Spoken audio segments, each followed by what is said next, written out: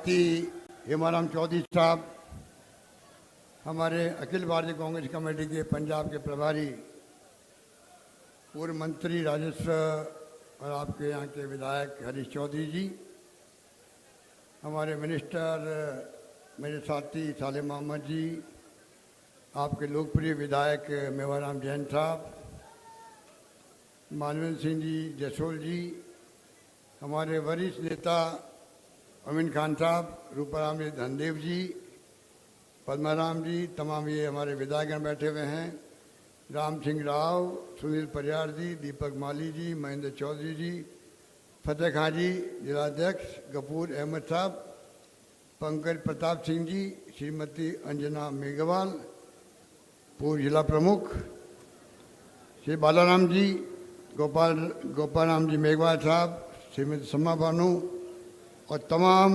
सम्मानित मंच और तमाम जो ये सैलाब में पड़ा है, जो आप लोग जिस रूप में बैठे सुबह से ही, और तो और जो हमारे स्टेडियम के ऊपर जो सीढ़ियाँ लगी हुई है वहाँ तक जो लोग बैठे हुए हैं, ये इस बात का प्रतीक है कि आप सबका प्यार, आप सबका आशीर्वाद, आप सबकी दुआएं हम सबके साथ है।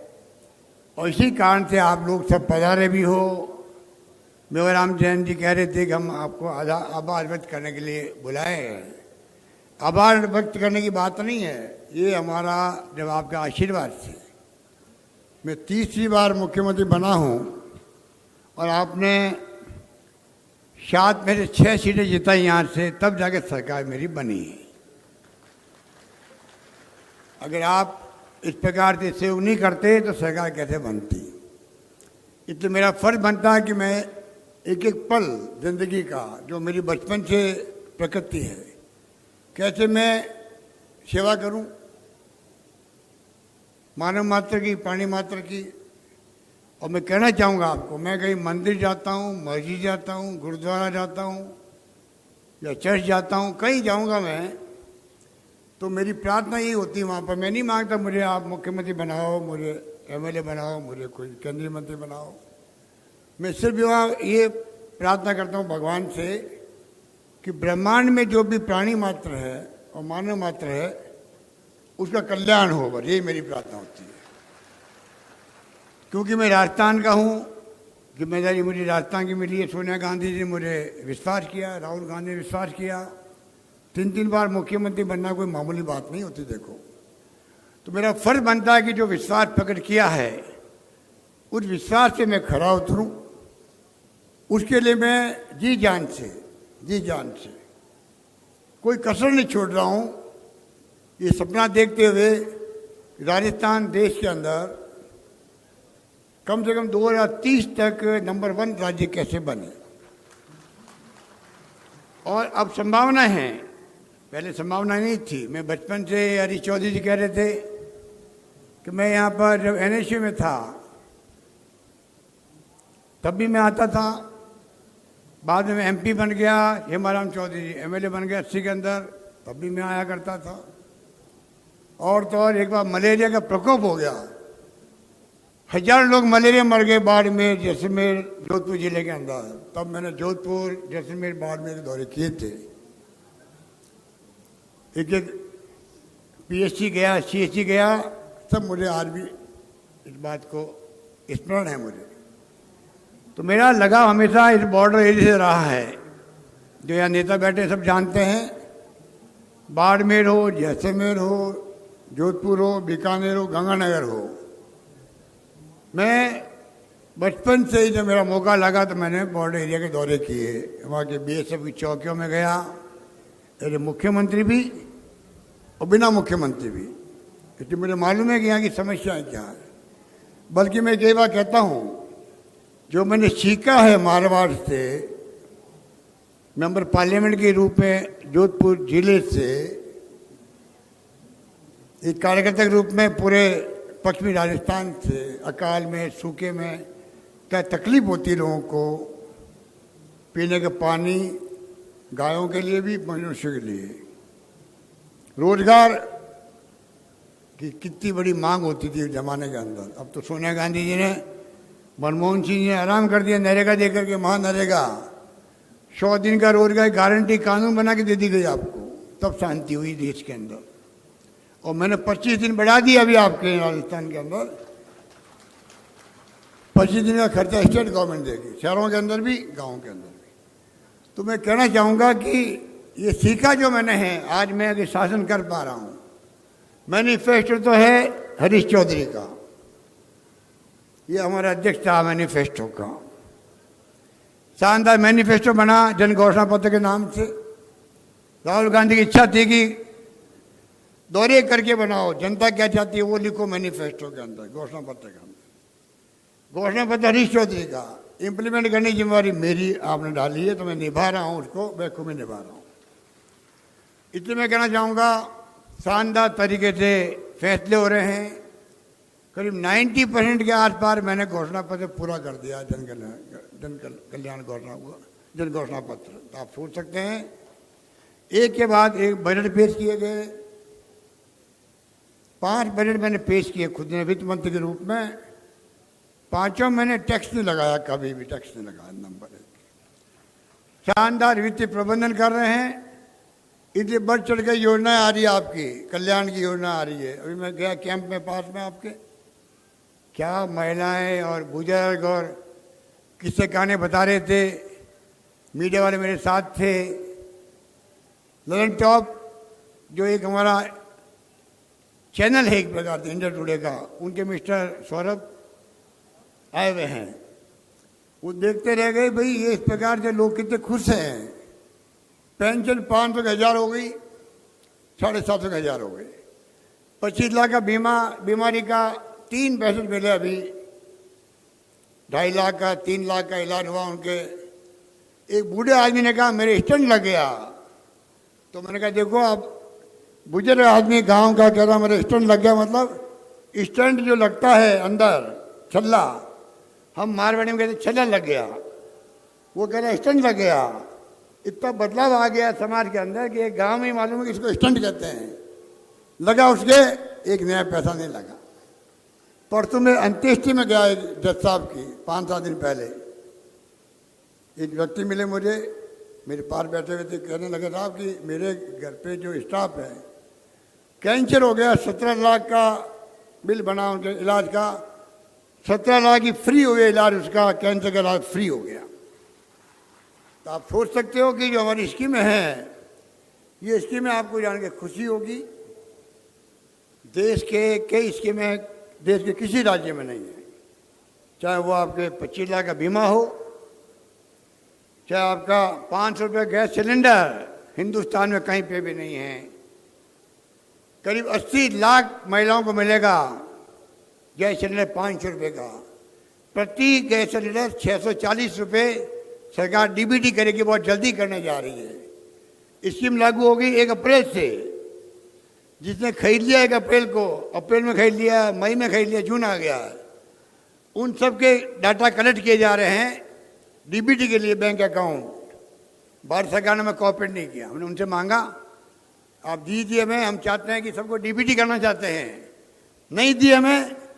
अब दुकानदारों से ले करके हम लोग लाखों बहनों को प्रति गैस सिलेंडर 640 रुपये की वापस उनको लौटाएंगे बैंक के अंदर, उसको डीबीटी कहते हैं। ये हम लोग करने जा रहे हैं। लंपी में गाय मर गई, एक गाय 40,000 रुपये दे रहे हैं हम लोग मरने वाली गायों को, 1000 गाय एक गाय को। और आगे गायों के लिए बीमा कर रहे हैं हम लोग, गाय हो या भैंस हो, 2 पशु प्रति परिवार का बीमा हिंदुस्तान में कहीं नहीं है, हम लोग करने जा रहे हैं, जिससे कि पशुपालक कॉन्फिडेंस रहे। बाय द वे मर भी गया पशु तो कम से कम मुझे 40,000 रुपये एक गाय का, एक भैंस का मिलेगा। 2 गायों का तो 80,000 रुपये मिलेंगे।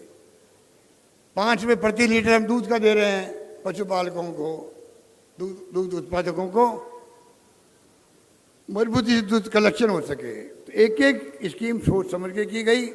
कर्मचारी को अपने एनपीएस जगह ओपीएस दे दिया। तमाम कर्मचारी बहुत खुश है राजस्थान के अंदर।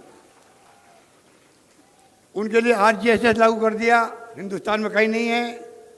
केंद्र सरकार की स्कीम है सीजीएसएस, उसी ढंग से भी इनका इलाज होगा, मारे मारे फिरना नहीं पड़ेगा डॉक्टरों के पास में, इलाज के लिए जाओ, फिर बिल लेके जाओ, फिर उसे साइन करवाने के लिए चक्कर काटो, फिर अकाउंटेंट के पास जाओ, अकाउंटेंट पता नहीं कब उसका बिल पास करेगा, कितना करेगा, कम करेगा, ज़्यादा करेगा, तब जाके उसको पैसे मिलते थे। अब जाओ दुकान पे जाओ दवाइयों के लिए, MRI के लिए जाओ, CT स्कैन जाओ, इलाज के लिए जाओ, कहीं पे भी जाओ, इलाज फ्री होगा, प्राइवेट हो या अस्पताल गवर्नमेंट का हो।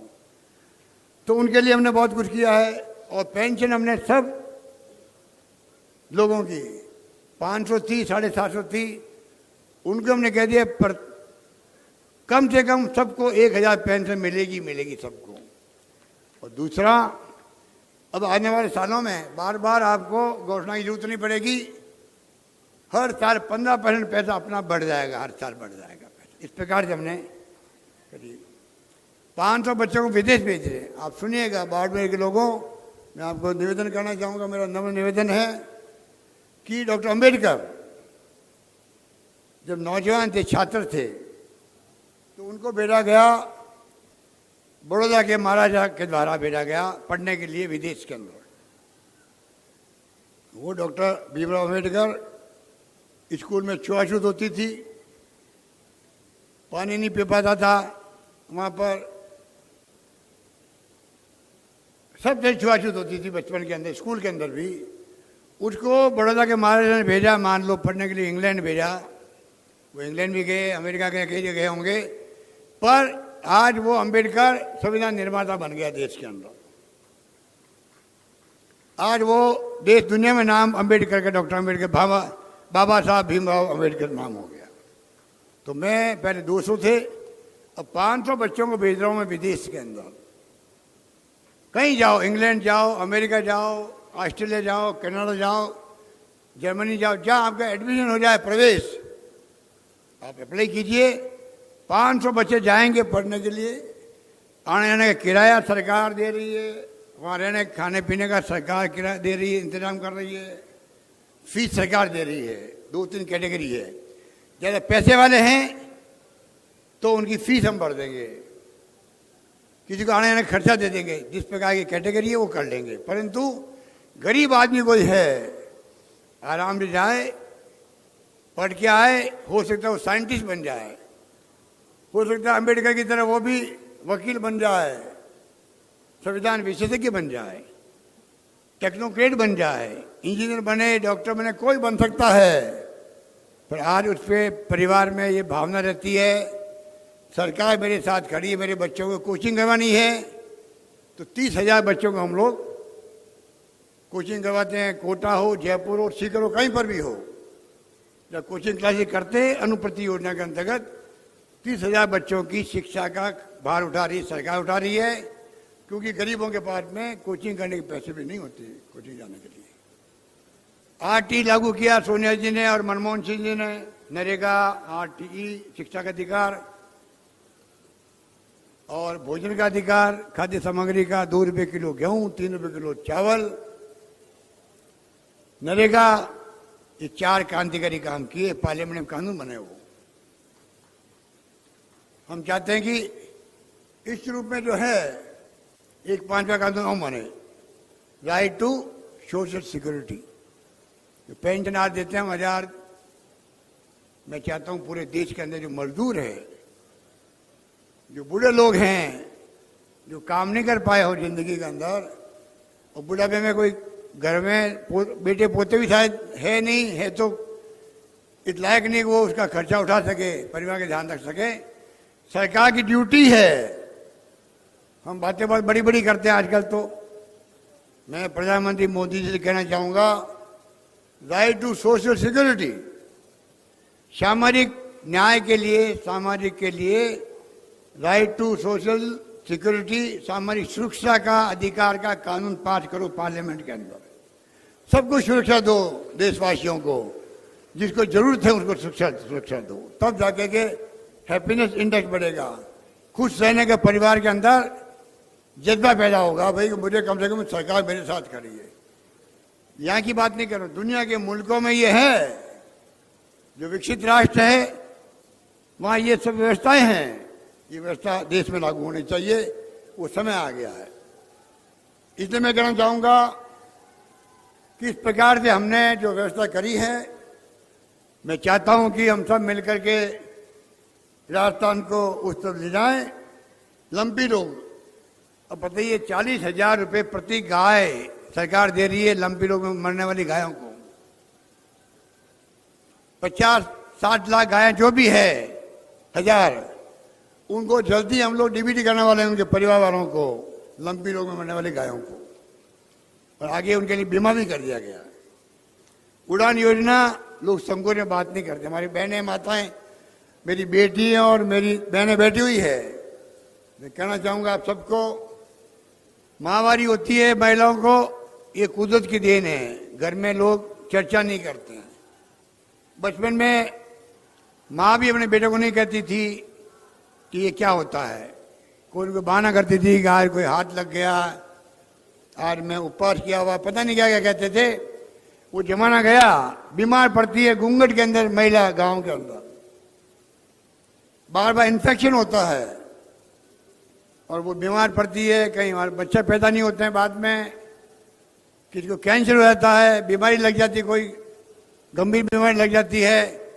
सरकार 600 करोड़ रुपया दे करके हम लोगों ने तय किया है प्रति महिला, राजस्थान की प्रति महिलाओं को, जैसे अमीर लोग काम लेते हैं नैपकिन, 12 नैपकिन प्रति माह हर महिला को मिलेगा, ये हमने तय किया है। इस प्रकार से एक एक चीज जो हिंदुस्तान में कहीं नहीं है वो राजस्थान में है। ये स्कीम कामधेनु बीमा में बता दिया आपको, 40,000 का बीमा, और 100 मेगा जॉब फेयर लग रहे राजस्थान में। 100 जगह बड़ी बड़ी कंपनियां आ रही है, इंटरव्यू लेती है बच्चों से, बच्चे जा रहे हैं वहां पर कॉलेज के और पास आउट, नौकरियां अभी तक 15-20 हज़ार लग चुकी है। इस प्रकार से मैं समझता हूं कि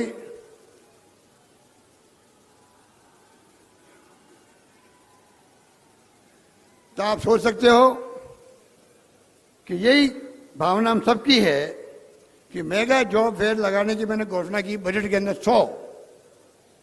मैं खुद 5-6 जगह गया हूँ, जयपुर गया, जोधपुर में गया, बीकानेर गया, उदयपुर गया। उत्साह है लोगों के अंदर, बच्चों में 10-15 हज़ार नौकरी लग चुकी है, ज़्यादा लग चुकी होगी। 100 मेगा जॉब फेयर लगेंगे, बाड़मेर में भी लगेगा, सब जगह लग रहे हैं नौकरियों के लिए।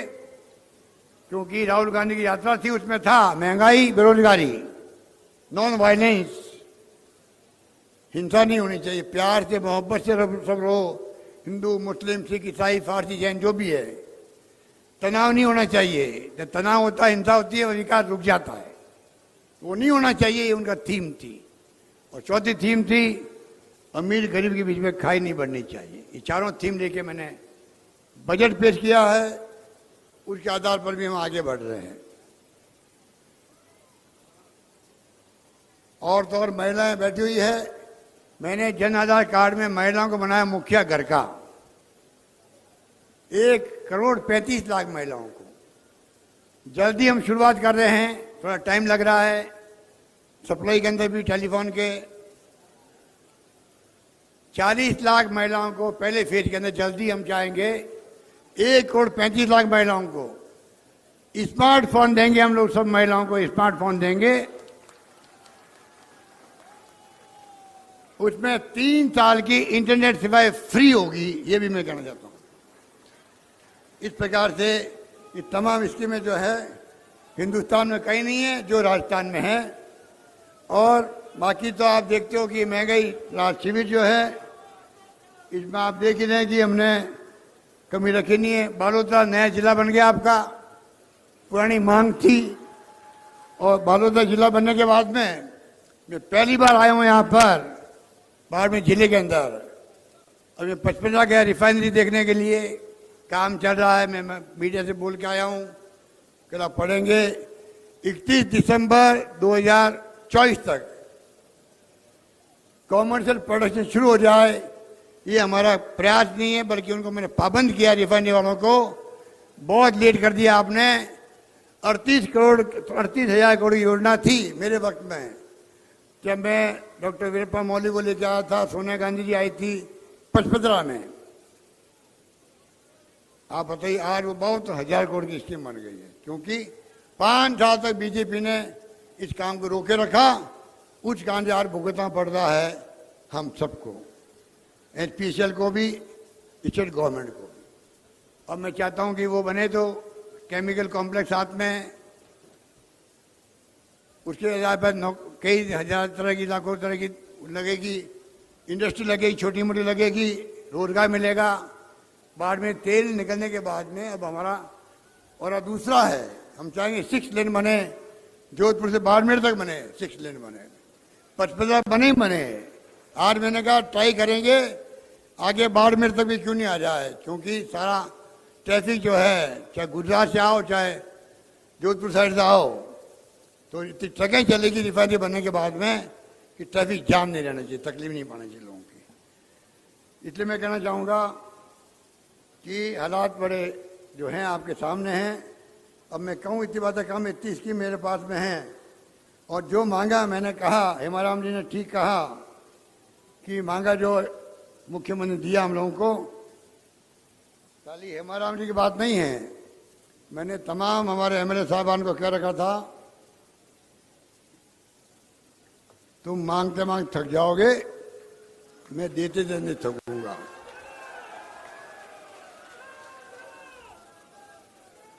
मांगते मांग थक जाओगे, मैं देते देते नहीं थकूंगा। पर मुझे नहीं मालूम था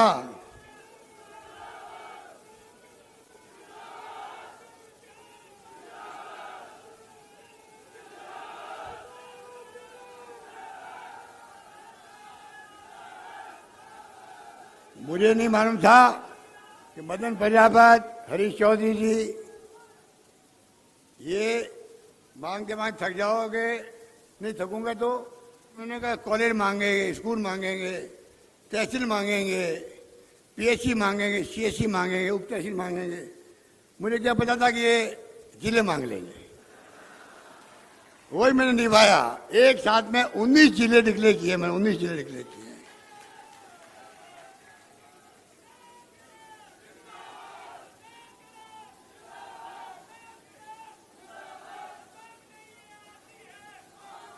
तो मैं कहना चाहूंगा आपको कि आप निश्चिंत रहो, जो मांगा मैंने दिया है, मना नहीं किया है। और वैसे बता दूं मैं आपको, पहली बार मुख्यमंत्री बनाया मुझे आपने, सोनिया गांधी जी आई थी रामसर के अंदर, अकाल सूखा पड़ा हुआ था, पानी की समस्या थी। उस वक्त से लगा करके मोहनगढ़ से पानी की योजना हमने बनाई, आपके इंदिरा गांधी कैनाल का पानी बाड़मेर में, बाड़ोतरा सिंदरी तक पानी पहुंच गया इंदिरा गांधी कैनाल का। पानी लाना बहुत बड़ी बात है बाड़मेर के अंदर, इंदिरा गांधी कैनाल का मीठा पानी आपके वहां आया है। वहां आपने तो सोनिया चैनल बना दी थी, आपने मुझे याद है, रामसर के अंदर गांव वालों ने कुएं, आपकी कुएं या कुएं जो भी कहलाते हैं, उनका आपने इंतजाम, पानी बचाओ। मैंने उस पर नारा दिया था, गांव का पानी गांव में, खेत का पानी खेत में इकट्ठा हो, पानी का लेवल ऊपर जाए। आज भी तकलीफ आती है। ईआरसीपी योजना है 13 जिलों की, वो प्रधानमंत्री जी मान नहीं रहे हैं राष्ट्रीय परियोजना घोषित करने के लिए। लगातार हमारा दबाव है कि आपने वादा किया था पिछले चुनाव के अंदर, अब आप वादे से मुकर क्यों रहे हो। कल आए थे मोदी जी अजमेर के अंदर, मुझे उम्मीद थी उसी जगह मीटिंग हुई जिस जगह वादा किया था 2013 के अंदर। मुझे थोड़ा यकीन था कि शायद ये मुख्य प्रधानमंत्री जी आज तो कृपा करेंगे और आज घोषित कर देंगे राष्ट्रीय परियोजना ईआरसीपी को। नहीं करिए, पूरी राजस्थान के 13 जिले हैं, नहीं करी तो नहीं करे, क्योंकि जिद्दी आदमी है वो, प्रधानमंत्री बहुत जिद्दी है और जिद्दी हो गई वो बात करते हैं, इसलिए वो नहीं किया उन्होंने। वरना क्या है, उनका वीडियो हमारे पास में, मैं सकारात्मक दृष्टिकोण रखूंगा। 13 जिले के नाम लिए प्रधानमंत्री ने, क्यों लिए, क्योंकि वोट लेने थे उनको। अब कल क्या कह गए अजमेर में कि जो राजस्थान सरकार स्कीमें बना रही है, ऐसी स्कीमें राजस्थान की पूरे देश में बने तो देश दिवालिया हो जाए। अरे प्रधानमंत्री जी, मैं आपको पूछना चाहता हूं कि आप रेवड़िया बाढ़ से फिर रहे हो मध्य प्रदेश के अंदर, यूपी के अंदर। हमारी स्कीमें ये चुनाव तक की नहीं है। अभी हरीश चौधरी ठीक बोल रहे थे, हमारी स्कीमें जो है ये स्कीमें परमानेंट है, परमानेंट है, ये कहना चाहता हूं आपको।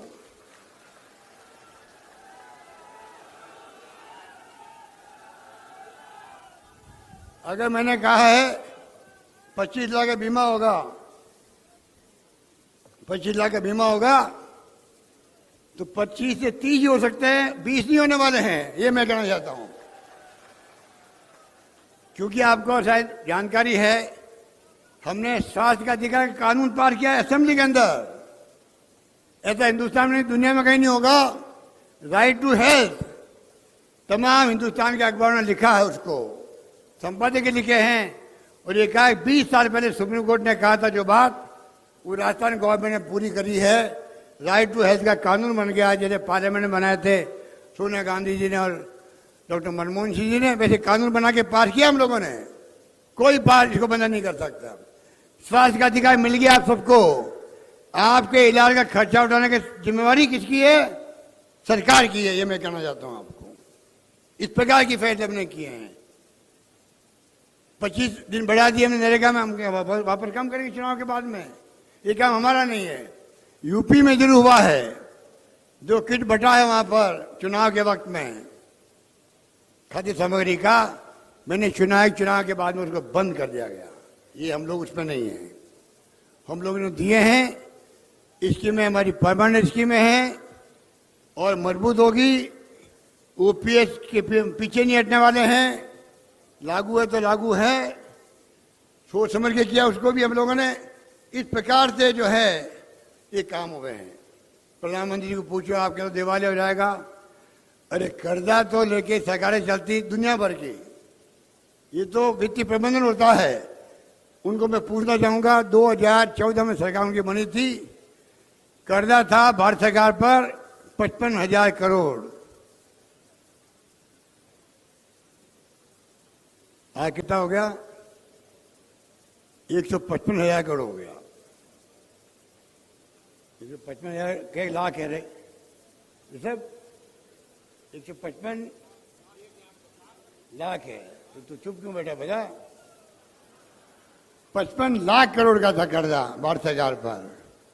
55 का हो गया 155 लाख करोड़ हो गया कर्जा। पूछो उनको, आप कर्जा कैसे ले रहे हो? बिना भारत सरकार की परमिशन से कोई राज्य सरकार 1 लाख का कर्जा नहीं ले सकती है। और वो तभी परमिशन देते हैं आपको तब आपका वित्तीय प्रबंधन शानदार हो, पैरामीटर शानदार हो। कितना रेवेन्यू आ रही है आपकी, कितना खजाना भर रहा पैसे से, कितना खर्च कर रहे हो आप विकास के लिए, तनख्वाहों के लिए, मजदूरी के लिए, तमाम तय होता है तब जाके कर्जा मिलता है।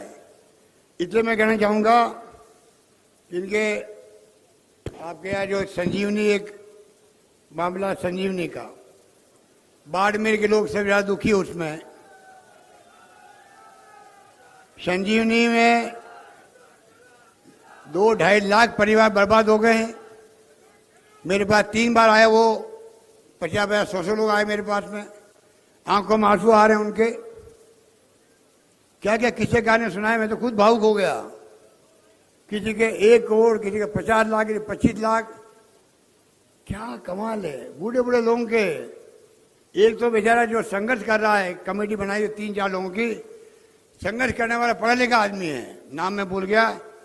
वो कह रहे मेरे पिताजी जो है उनके बाईपास होना है, उन जिद पकड़ रखी है, मैं तो पैसा जब आएगा संजीवनी का वापस तो ही मैं इलाज करवाऊंगा। अरे अभी तो हमने फ्री कर दिया इलाज। उनको मैं कहूँगा भाई अब तो करवा लो इलाज, जिद पकड़ रखी है। कहने का मतलब 2-2.5 लाख लोगों के पैसे डूब गए। और हमारे जोधपुर के एमपी साहब शेखावत साहब, इतना इम्पोर्टेंट पोर्टफोलियो प्रधानमंत्री ने दिया होगा, हो सकता है दिमाग में ये बात होगी कि सिंचाई और पीने का पानी की सबसे बड़ी समस्या है तो राजस्थान के अंदर है। सिंचाई होने लग जाए, नर्मदा का पानी आया, ये महारानी बैठे हुए, ये मंत्री थे उस जमाने में, रेवेन्यू मिनिस्टर, किस प्रकार से अपने एग्रीमेंट करके कमला जी आई मेरे साथ में, जब हम लोगों ने शिलान्यास किया उस दिन, भीखा भाई बिल की डेथ हो गई थी तो हम लोग रवाना हो गए थे, फंक्शन नहीं कर पाए। पर आज पानी आ गया तो वहाँ बूंद बूंद क्या स्प्रिंकल खेती होने लग गई वहाँ पर। तो मैं कहना चाहूँगा पानी पानी है, पानी का मंत्रालय दिया हुआ, और ये मंत्री इतने बड़े गबन में इसका नाम अभियुक्त रूप में आ गया। लोग जेलों में बैठे, कई लोग तो इनके साथी, साल हो गए, 2 साल हो गए, छूट नहीं रहे हैं। ये केंद्रीय मंत्री बने फिरते हैं, इनको डर सता रहा कहीं मुझे जेल नहीं हो जाए, जाके जमानत ली है हाई कोर्ट से। अरे केंद्रीय मंत्री ईमानदार तुम हो तो आपको हाई कोर्ट जाके जमानत लेने की जरूरत क्या पड़ी है, बताओ। मैंने आरोप लगाया तो मेरे खिलाफ में मुकदमा करते दिल्ली के अंदर, और मैं वकील करता फिरूँ वहाँ पर, डिफेमेशन केस कर दिया, मानहानि का। मैंने मानहानि कर दी। मैंने मानहानि क्या कर दी? मैं 2.5 लाख लोगों की आवाज़ बन के बोल रहा हूँ, उन गरीबों का पैसा वापस दिलाओ। इसमें क्या मैं गलत कर रहा हूँ? या आप खुल के आओ, बात करो, मुझसे बात करो, उनसे बात करो, जो डूब के पहले उनको बुला के बात करो कि भाई मेरा कहाँ कसूर है बताओ। मेरा उनके इथोपिया में, ऑस्ट्रेलिया में पता नहीं कहाँ का फार्म हाउसेज है मंत्री जी के, बताए भाई वो पैसा अलग था, ये पैसा अलग है। वो क्यों नहीं बोल रहे खुल करके? क्यों बर्बाद कर रहे हैं? राजस्थान भर के लोग डूबे हुए हैं, ज्यादा लोग हैं जोधपुर के हैं, बाड़मेर के लोग ज्यादा है, मैंने सुना है। मैंने भगवान सिंह रोल साहब से, उनके गुरु है, उनको मैंने फोन किया, बहुत भले आदमी वो। मैंने कहा भगवान सिंह जी, आपका जो चेला है ये दोबारा लोगों को पैसा दिलवाओ वापस इनको। हो सकता है उनकी मजबूरी हो, कुछ नहीं कर पा रहे हो वो, पर ये आप सबको मामला उठाना चाहिए। पैसा डूबा हुआ है, वापस पैसा मिले उन बेचारे गरीब लोगों को। 1 करोड़ 2-2 करोड़ से ज्यादा है, क्योंकि जिसने इकट्ठा करके जमा करवाया है वो डूब गया बेचारा, उसके कपड़े फाड़े लोग बाग, वो छिपता फिर रहा है। कई किस्से कहानी हैं।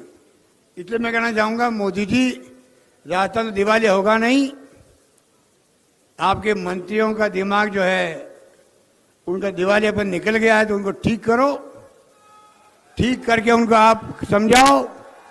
अगर मंत्री रहना है तो ये संजीवनी वाला मामला निपटाओ, वरना मैं मंत्री पद से आपको बर्खास्त कर दूंगा। ये धमकी प्रधानमंत्री को देनी चाहिए, मंत्री को, या मंत्री खुद को अगर गलती कर दी है तो नैतिक अधिकार पर इस्तीफा देवे, कुछ तो करे। अब वो स्टेटमेंट देते हैं कि मुख्यमंत्री मेरा राजनीतिक कैरियर को नुकसान पहुंचा रहे हैं। क्या मैं सच्चाई बोल के राजनीतिक कैरियर को नुकसान कैसे पहुंचा रहा हूं बताओ? वो मैं वापस सब ले लूंगा अपने, मैं माफी मांग लूंगा आपसे। मैं खाली उनके, जो मैं मुख्यमंत्री हूं, मेरे पास अगर लोग आएंगे तो मैं उनकी बात नहीं सुनूंगा? क्या मैं कार्रवाई करने की कोशिश नहीं करूंगा? तो आप सोच सकते हो, ऐसे ऐसे लोग बैठे हैं जो यहाँ आके गुमराह किया, मैंने सुना है। बाड़मेर में आई लोग गुमराह करके गए यहाँ पर। वो जहाँ जाते केंद्रीय मंत्री है, मीडिया में न्यूज छपी जाती है केंद्रीय मंत्री होने के नाते, पर मीडिया को देखना चाहिए सच्चाई क्या है। मीडिया खुद को तहकीकात में जाकर के, डिटेल में जाकर के उसके बारे में रिस्पेक्ट लिखनी चाहिए, गलती किसकी है और गलती कैसे ठीक हो सकती है, सरकार को क्या करना चाहिए क्या नहीं करना चाहिए बताए हम लोगों को। इसलिए मैं आपको लंबी बात नहीं कहता हुआ, ये मेवाराम जी जैन बार बार जिद कर रहे हैं स्कूलों के बारे में, शिक्षा और स्वास्थ्य जो हमारी प्रायोरिटी है। आज अगर राजस्थान जो है आगे बढ़ रहा है, तो आप बता दूं मैं आपको कि पहली बार मैं सीएम था, मुख्यमंत्री था, तब 6 विश्वविद्यालय थे राजस्थान के, 6। आज आपको मालूम है 90 से अधिक विश्वविद्यालय खुल गए राजस्थान, 90 से अधिक खुल गए राजस्थान में। कॉलेजेस आज़ादी के बाद में बनी 250 कॉलेज, और मैंने 5 साल में बनाई है 303 कॉलेज बनाई, 303 कॉलेज बनाई। जिससे महंगा कॉलेज मैंने दे दिया है, कृषि कॉलेज दे दी है, सब कुछ कर दिया है। और स्कूलों में जितनी सेकेंडरी थी, एक झटके में सेकेंडरी की सबको सीनियर सेकेंडरी बना दी मैंने राजस्थान के अंदर, कोई कमी नहीं रखी। अब मेवाराम जैन कह रहे हैं 100 स्कूलों, प्राइमरी स्कूल से मिडल और 100 जो है मिडिल से हायर सेकेंडरी बनाओ।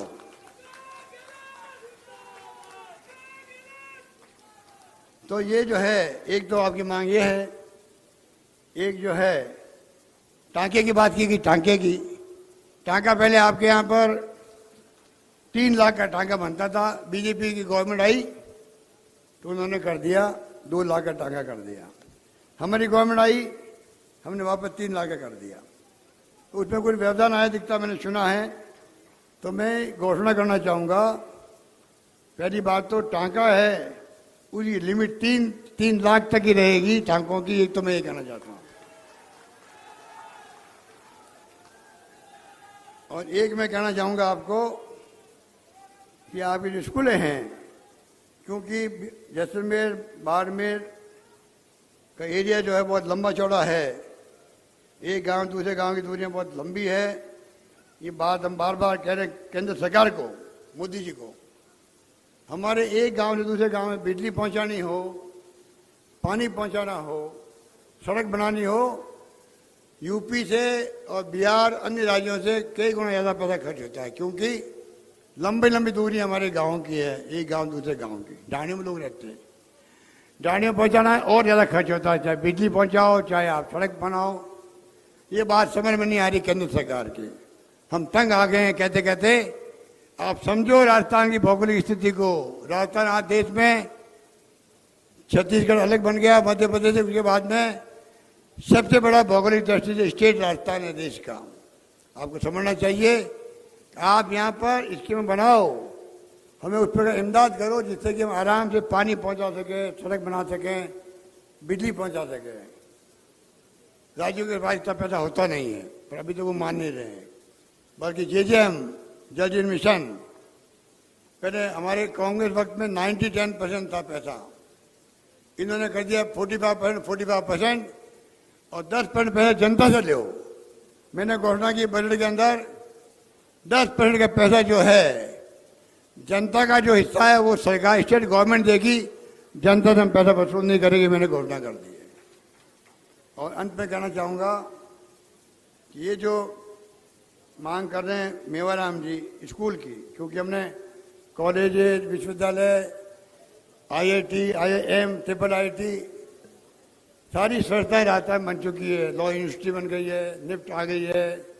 क्या बताएं आपको, जाल बिछ गया राजस्थान के अंदर शिक्षा का, स्वास्थ्य सेवाओं का। और मैं चाहूँगा कि शिक्षा में कमी नहीं रहे। शिक्षा ही मांग रहे हैं, स्कूल ही मांग रहे हैं, तो मैं मना कैसे कर सकता हूँ। तो मैं घोषणा करता हूँ कि 100 प्राइमरी को मिडल, 100 मिडिल को हायर सेकेंडरी बना दिया जाएगा आपके लिए।